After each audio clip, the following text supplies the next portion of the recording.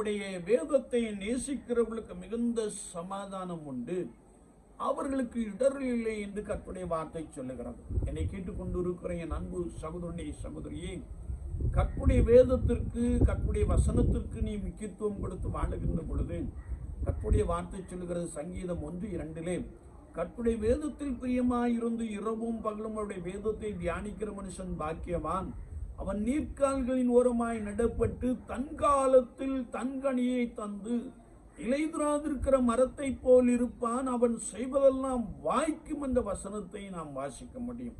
ஒவ்வொரு நாளும் பரிசுத்த வேதாமத்திற்கு முக்கியத்துவம் கொடுத்து அதை வாசித்து வாசித்து தியானிக்கின்ற பொழுது காலாகாலத்தில் கிடைக்க வேண்டிய ஞானம், காலாகாலத்தில் கிடைக்க வேண்டிய சம்பாத்தியங்கள், காலாகாலத்தில் கிடைக்க வேண்டிய பணிகளை கர்த்தர் உங்களுக்கு கொடுக்க போதுமானவராக இருக்கிறார். ஏனென்றால் சங்கீதம்